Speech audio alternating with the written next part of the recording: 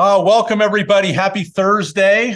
Welcome to the Find Your Mojo webcast today. We're excited, Lance. This is a little bit of a detour for us from our traditional just, hey, here's some slides. Let's just talk about and educate on some different things. We've got a special guest with us today here. We do. I'm excited. So, yeah, and it's a great detour at that, too. Yeah, I'm excited. So I'm Paul Yoakum with FindMojo, our Chief Motivation Officer, I think is what they're calling me now. I don't know about that. But anyway, I'm here with lots Lance. of titles. Yeah, lots of titles. Long right? and distinguished is the list. Yeah. Lance, Go ahead and introduce yourself before we get to our special guest. Yeah, Lance Garvin. I head up sales and business development for FindMojo, and I'm pumped to be here today. This is I swear it's only been a couple of weeks since we were actually able to get this set up, and it seems like a couple months came together. Yeah. So we are joined today. This is going to be a good one by Dr. Drew Brannon, who is a performance and sports psychologist to a lot of different entities. And I'll let him introduce himself and tell about his work. But of course, Lance and I are somewhat fanboys, given the fact that we're college football fans, and his work dovetails into that arena quite a bit. So I'm assuming you don't want to be called Dr. Drew, so we'll call you Drew. That's great. So Drew, thanks so much for being with us today on our webcast. And we're excited to hear about the good work you're doing. Why don't you go ahead and just start us off? Tell us a little bit about yourself, your organization, Amplos, and the work that you do both in sports and as well as the corporate side. Sure. Yeah, Paul. And thank you guys for the opportunity to be here. I've known you guys for a long time. It was good to hear from Lance a couple of weeks ago, and I get to catch up a little bit, but have respected what y'all are doing. And yeah, super excited to hear the most recent rendition at FindMojo and what that looks like. So well done by you guys. And again, thank you for the chance to be here today. I'm one of our partners here at Amplos, which when people hear that, they're normally like, well, what in the world is that? And where did you get that? And why did you choose that for your name? But it's actually the Latin word for grow. And so we feel like fundamentally what we're trying to help people do is grow and develop and advance and kind of move the needle in their life, both personally and professionally. But we are located in Greenville, South Carolina, and have been fortunate enough, I think, to work in a lot of different industries and spaces. We're trained as psychologists, although we work a lot less conventionally than most, and we strictly are focused on trying to optimize and enhance performance in organizations that vary from, as you pointed out, Paul, college football is an arena that we spend a plenty of time in, but then across all industries, whether it's med tech, pharma, engineering, medical, finance, we love the variety of our work. And again, kind of the common thread that guides what we do is helping people grow and get better. Awesome. That's awesome. I love that. I love that word grow. I love that, right? Because, when you think about FindMojo, right, you can grow when you feel like you've got that swagger, you feel like you're in the zone, you kind of know what you're doing. So, and too, when we look at opportunities and challenges, even as growth opportunities, that could completely transition how the outcome happens as well, what that outcome is. When we look at it as a growth opportunity instead of a punch in the mouth or something that's really difficult at the time. That's a good point. A lot of the clients we work with too are about developing their people and how can they grow, so to speak, right? And we tie that back to our work with motivators. But let's talk about that today, Drew. We're going to talk a little bit about, you work with some pretty high profile clients who are essentially charged with motivating others, so to speak. And I just want to kind of start off with a quote. And I think this came from an article that you authored or from your organization, from Kirby Smart, who is the coach of the two-time national champion Georgia Bulldogs. He says, what drives us this season is intrinsic motivation. We're not going to be controlled by outside narratives. The intrinsic motivation comes from within and what we do. Man, I'd love to get him on camera saying that as it relates to our work. But so Drew, talk to us a little bit about, how important motivation is as you work with your clients and they're trying to motivate others. What have you kind of seen there? What do they do? We're going to talk about some mistakes that people make today, but what role do you see motivation playing in terms of these leaders trying to help their people? Yeah, well, I'll use the Georgia football case example as a way of discussing that, if that's okay, because we've seen some neat things happen there, I guess you'd say, over the last several years. And so I would just start by saying, to give a nod to Kirby in the sense of one of the common denominators that we've seen be the absolute difference maker in any type of human development or people development efforts is the buy-in of the leader. And the degree to which the leader is bought in has so much to do with the ultimate success of any initiative that you try to put in place. And so I think the leading reason why the work that we've done at Georgia has been so meaningful and effective is the overwhelming buy-in and support and leadership that he's brought to the table. That's been the biggest thing that's helped us there. And I think and we've seen that in other organizations that we've partnered with.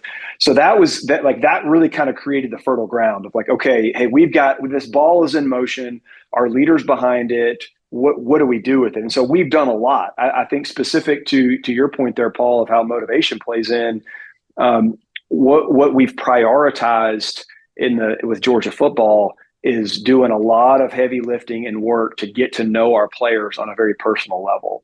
And there's a lot that goes into that. I'm probably not going to detail every little thing we've done, if that's okay, today. But one of the things we've used has been assessment tools. We've conducted a lot of interviewing. What I feel like is kind of, we've gone the extra mile to understand very uniquely who these people are as people, who these young men are as people. And that, in my mind, really kind of creates the foundation for how you can do so many other things, one of which is motivate them.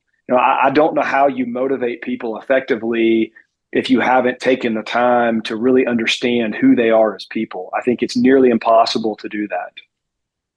Yeah. That's a great point. Sorry, go ahead, Lance. What were you going to? No, I think we were probably going to say something similar in that you have to know your people, right? To be able to motivate them. You got to understand what drives them, what gets them out of bed in the morning, what gets them to perform at their best. And so, if you don't know them, that's going to be pretty difficult. It's not one size fits all anymore. It's manage to the one, motivate to the one, give them the things that are personal to them. Yeah. We got a question here around the importance of personal motivation, and you already kind of answered it there with not one size fits all. I love it. I think you said a couple of good things, Drew. First and foremost is that the leader himself or herself is motivated, right? Oftentimes are we trying to be motivated by somebody and you're like, they don't even believe what they're saying, right? And so, Kirby in this case has created a culture of belief, right? Second thing you said that was really interesting, I mean, we work with leaders as well, that it's like, well, let's just treat everybody the same because it's easy or because it's fair. And that's such an old school way of thinking. As you know, everybody on that football team or in that corporate setting, they're probably wired a little bit differently in terms of what drives them. And so getting to a personalized one-on-one level, I think is awesome. I love what you said there. So now you're a psychologist, a sports psychologist, right? So talk just a little bit in general or as specific as you want to be in terms of just how does motivation and psychology, kind of play together? What are kind of the correlations there? And you can approach this for both from a sports analogy perspective or even a, corporate setting there. But how does that kind of tie into what you do and with human behavior, right? Trying to get more out of people. Yeah, it's a huge part of that. In fact, I remember, Paul, and now granted, this has been a long, long time ago. So when I was writing my dissertation back in 2007, I guess it was, somewhere around 2007, when I actually wrote a dissertation on amotivation, which is the lack of motivation, and specifically in college student athlete populations. And when I was doing my lit review at that time, about 1/3 of all the studies that had been conducted in the field of psychology were dedicated to some form of motivation, some exploratory or experimental question of motivation, which is a huge number to think that in that whole area, 1/3 of the things had looked at motivation. So it's heavily evolved in the field of psych, right? And there's a lot to the field of psych, but in our space, in the kind of performance psych space, motivation is everything, right? Like our ability to help people become who they want to become and perform consistent with whatever their dreams and aspirations are is a major piece of the puzzle of how we're trying to understand who they are, how they think, what's getting in the way, what's creating the interference. Sometimes they're creating their own interference, unfortunately. That's a normal part of the human condition. But yeah, that's the thing we're trying to put our finger on, of like, what drives this person. And then for leaders or people that are charged with some position of formal leadership, what's my role in helping this person perform at their highest level? And so there's a lot that goes into that. Awesome. That's cool. Lance, anything to add on that? That was amazing. I mean, it's interesting because we love a good sports analogy. You and I both love a good sports analogy and a great sports, story of high level achievement. And a lot of our listeners do as well. And, as Georgia, let's talk about Georgia football for a second. Again, big football fans, and it's the season, right? We're loving this right now. But you guys are coming off back-to-back national championships, and you're going for a third. Tell us about what's involved in keeping everybody excited and still playing at a top level, not coming down from a high, and how do you stay motivated in the face of success, basically, right? Yeah, it's a great way to put it. Failure, it's easy because I'm going to do better. I failed or whatever, right? But once I've had success, how do they stay at the top of their game? Yeah, trust me, we've thought a lot about it. How well we've done, I guess will reveal itself over the course of the coming months. But I think, so a couple things to touch on there. One, we've done a lot of work over the last 3 years to clarify down to a granular behavioral level of what the internal standards of excellence are that exist within the fabric and culture of Georgia football.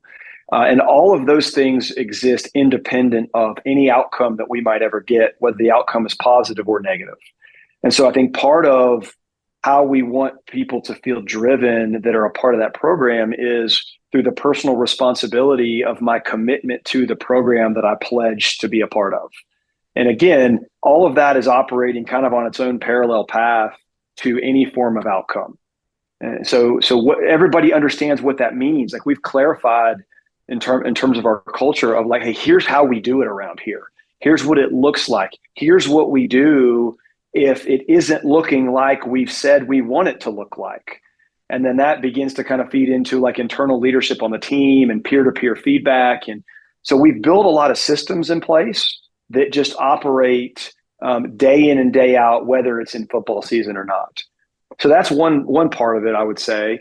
And then another thing is we've tried to help people clarify what that is for themselves as individuals, right? So like we talk about standards, and standards always transcend outcomes. And if I know what my personal standards are of what I'm going to be about, and I'm committed to aligning to meeting and exceeding my internal standards day in and day out, then it doesn't really matter if we're winning or losing, or if we're playing for the college football playoff. It just, it's more about me showing up consistent with who I said I was going to be. So we've just tried to kind of put this, instead of fighting back or pushing back from any type of narrative or complacency, anything like that, we've just tried to kind of go live in our own space and just build ourselves and our culture that way and let the scoreboard take care of itself.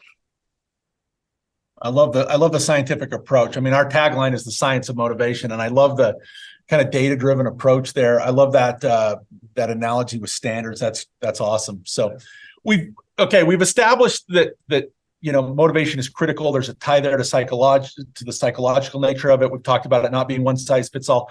Let's talk about some common mistakes that you see being made here. I think despite a manager's best intentions or a coach's best intentions, sometimes it can have negative consequences. And so one of the things, and maybe we can just kind of go through these one at a time. One of the things that we see that, and I'd love for you to speak to, Drew, is this concept of fear as a motivator. Sure, if my 15-year-old walks in here with a squirt gun and is going to squirt me and get me wet in the middle of this webcast, I'll probably dive under the desk.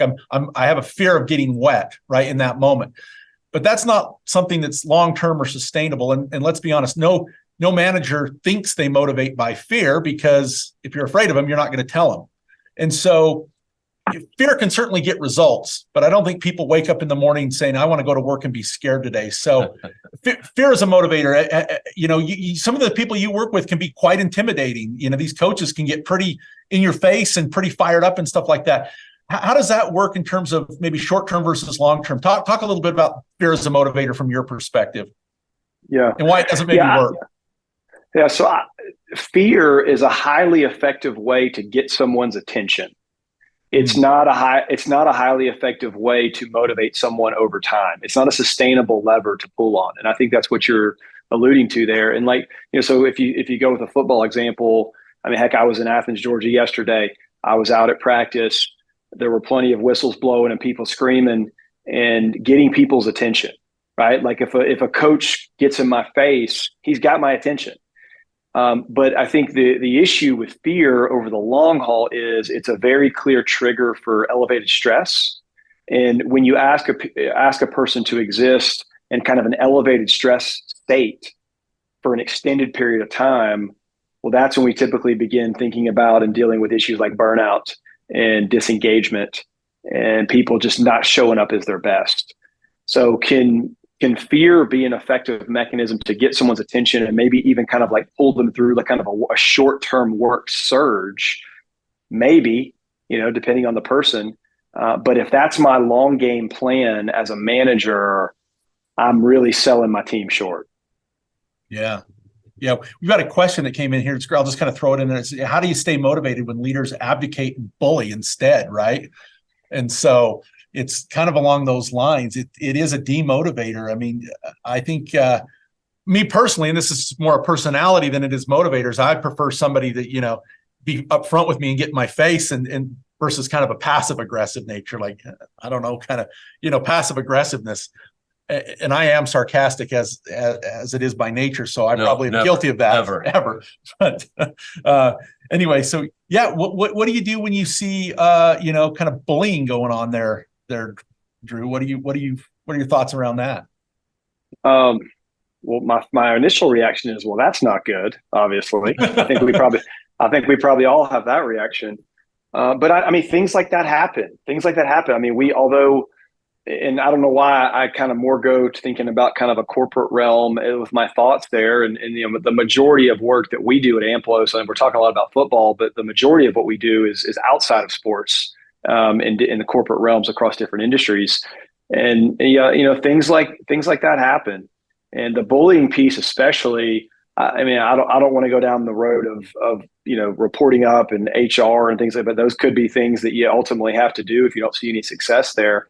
But I think what I would do if I was in that situation, I would try to honestly provide some feedback back to probably my manager, my leader, and using language like, I need you to understand that when you do X, here's how it affects me in the form of Y. And then I think the other thing you can do is, let's say we have a situation with a leader and somebody who's a direct report, and this is exactly what's happened. Well, the thing that the leader and the direct report both have in common is they both want that person to perform at the highest level possible, because typically that's good for both the leader and the direct report. So if they can kind of align on in a conversation format, hey, we both want X. When you're doing these things, it's getting in the way of me fulfilling or performing to the best of my ability. I don't think that's good for either one of us. How do we sort this out? So those are just some ideas. There's honestly, I don't know that there's a perfect formula for how you address that. Yeah, no, I like that. That's a great answer. Let's talk about a couple of other mistakes. And this is one we see as a big one that organizations and managers make. We do a lot of work with sales teams, right? And when you ask a sales leader, hey, what motivates your salespeople? 9 times out of 10, they're going to say money. And yet, despite paying people more money, it's not always, look, money's important. It's how we pay bills. We go on trips. We take vacations. We have needs, right? But we've probably all been in positions in our lives where we were making money and we weren't fulfilled. So talk to me if you have any experience around this in terms of money as a motivator. We see that money for a lot of people isn't a top motivator, and it's certainly not a guarantee that somebody will be more motivated to do more work and be happier in their job. I mean, Lance and I both worked for an organization and made more money than we probably ever made and we were both miserable, right? So do you run into that a lot, Drew, in terms of money as a motivator, or people thinking that incentives and bonuses and things like that is a surefire way to motivate people? Well, I'm going to answer that question. I had to go back and I'm looking at my motivators from my assessment. Okay. It's 20. Money's 23 for me on my list. 23. Well, you're not getting a raise this year. I'm saying 23 out of 23 for whatever that's worth. Yeah, I mean, I think that money tends to show up in the research of more of a hygiene factor than a motivating factor. And kind of what you're saying there, Paul, is like everyone has real life concerns that we have to find a way to pay for. And that's part of it. But in my experience and of working with people, paying people more does not compensate for other things that are really important to them, such as the culture of their organization, the quality of their leader in terms of authenticity and vulnerability and investment in them, right? It doesn't compensate for feeling challenged and feeling like there's purpose in their work. It doesn't compensate for feeling like there's high levels of trust and psychological safety on their team. So I guess the summary of it would be, if you haven't created the right environment as a leader and the right culture for your team, you can't just pay your people more and expect them to be happy and fulfilled in what they're doing. That's so valid. You're 100% accurate. In fact, you have an event coming up. We'll talk about that here in a second, because I want you to let people know about that. I think that's very important. But speaking of your motivators, if I remember right, you've got impact, excelling, and ownership as three of your top motivators. Is that correct? That's right. Yeah, I got it right here in front of me. That's exactly right.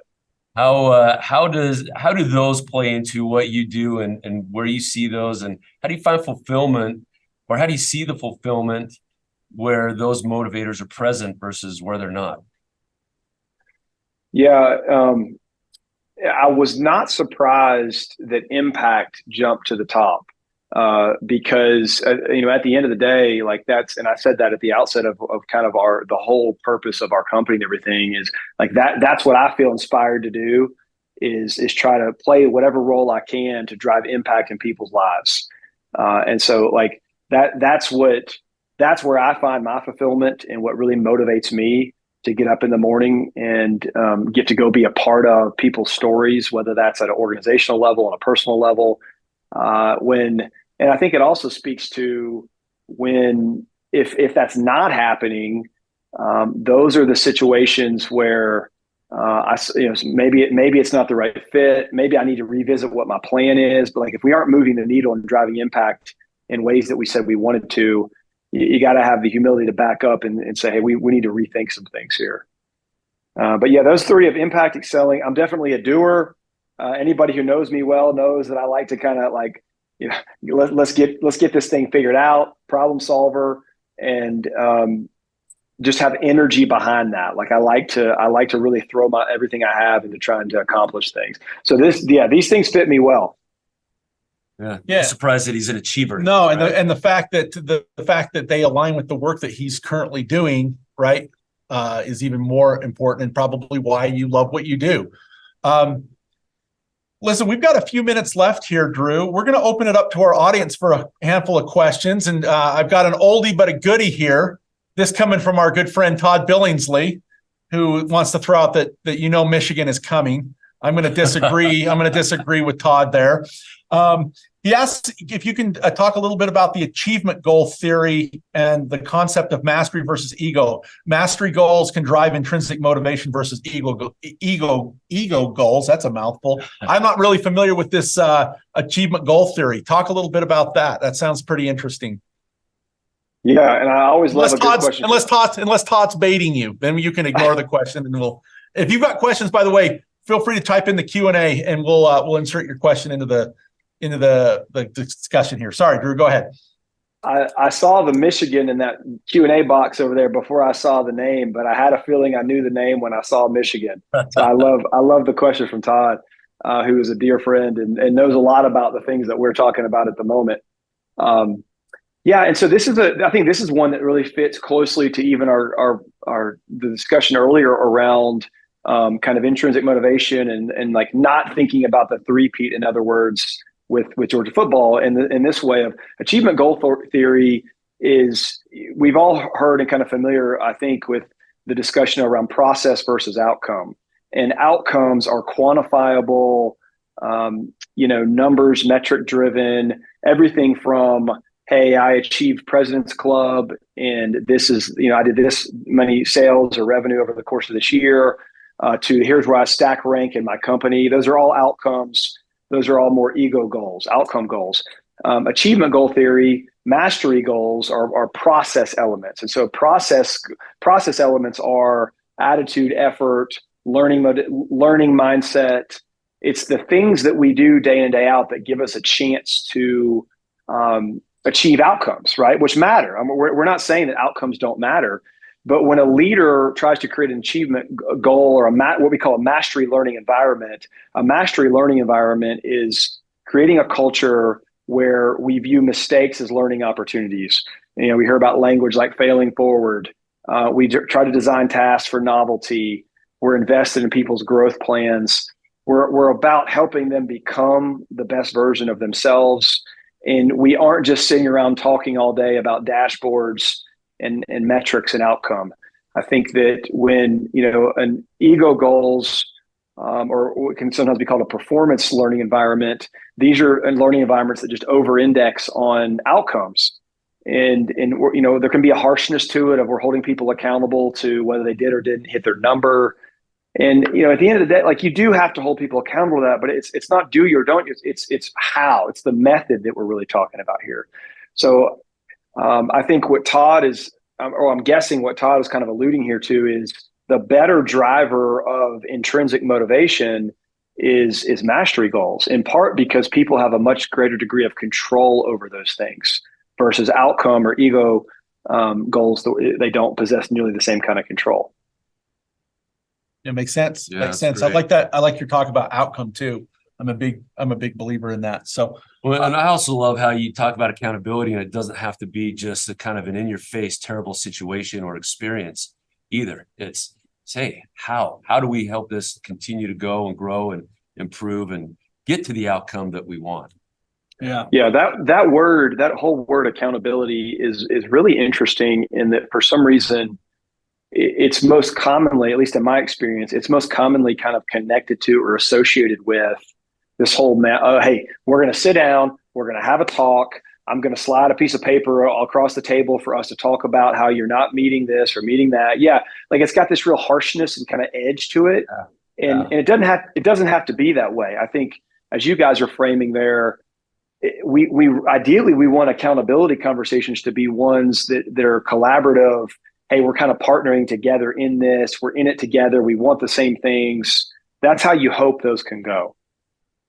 Yeah, Totally. Love that. Absolutely. Wow. Well, look, these go by so fast. Listen, Drew, I want to give you just a final couple minutes here to wrap us up.